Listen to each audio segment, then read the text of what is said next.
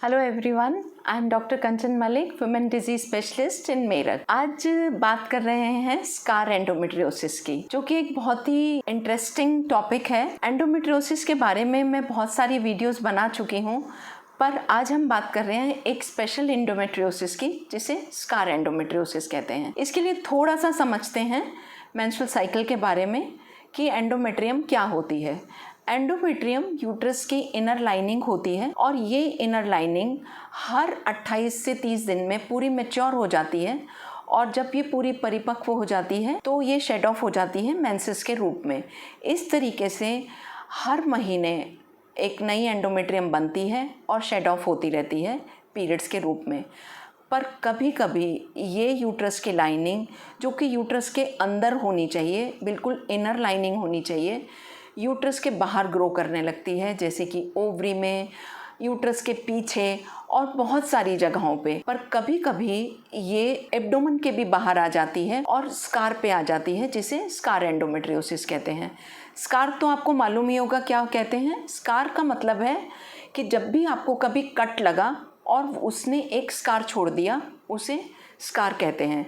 तो अगर उस स्कार पे एंडोमेट्रियम ग्रो करने लगती है, इसको स्कार एंडोमेट्रियोसिस कहते हैं। लेडीज़ में, विमेन में अधिकतर जो स्कार होता है वो सिजेरियन का स्कार सबसे कॉमन होता है। तो ये most of the time caesarean के स्कार पे मिलती है, पर ये कहीं पे भी हो सकती है। जहाँ पे भी अगर कभी आपको अम्बलाइकस पे हर्निया हुआ या अपेंडिक्स का ऑपरेशन हुआ या किसी और वजह से हुआ, वहाँ पर भी यूट्रस की लाइनिंग एंडोमेट्रियम यूट्रस से अलग हट के बाहर ग्रो करने लगती है और स्कार एंडोमेट्रियोसिस का रूप ले लेती है।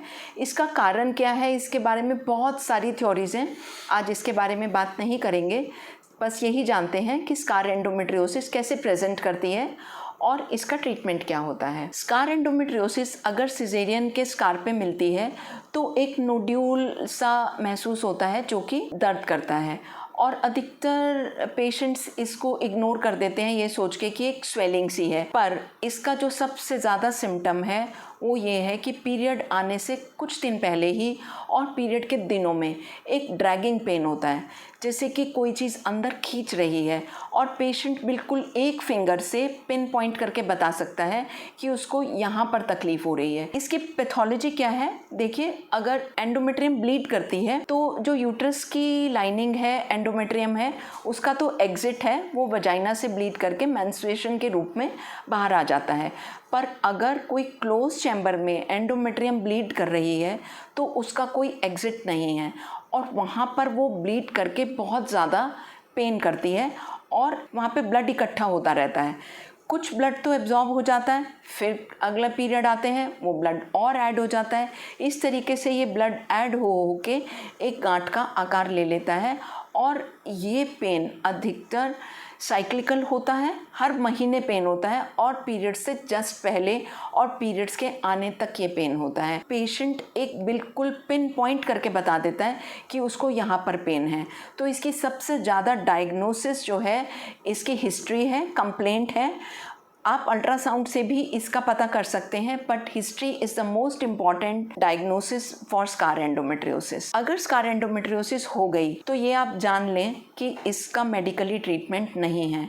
कुछ लोग सालों तक, महीनों तक ड्रग्स खाते रहते हैं, उसमें 19-20 आपको फ़र्क आ जाता है, क्योंकि कुछ ड्रग्स ऐसी हैं जो मेंसेस को सीज कर देती हैं। अगर मेंसेस ही नहीं होंगे तो आपकी एंडोमेट्रियम ब्लीड नहीं करेगी, तो आपको सिम्टोमेटिकली ऐसा लगेगा कि आप ठीक हो गए, पर आपका जो एंडोमेट्रियम है वो ख़त्म नहीं होती है, और जैसे ही आप ड्रग विड्रॉ करेंगे फिर से आपके सिम्टम्स सामने आ जाते हैं और इसी तरीके से पेन होने लगता है, और बल्कि ग्रेजुअली ये नोड्यूल साइज़ में बढ़ने लगता है। तो इसका ट्रीटमेंट केवल सर्जरी है, सर्जिकल ट्रीटमेंट होना चाहिए, और इसमें देरी नहीं करनी चाहिए, क्योंकि अदरवाइज़ इसमें पेशेंट का एलमेंट बढ़ता रहता है और साथ ही इसका साइज़ भी बढ़ता रहता है। इसमें ट्रीटमेंट अगर सर्जरी है तो जहाँ पर नोड्यूल है उससे भी 1 to 1.5 सेंटीमीटर नॉर्मल एरिया को भी एक एक्सरसाइज कर देना चाहिए, जिससे कि जितना भी अंडरलाइंग एंडोमेट्रियम है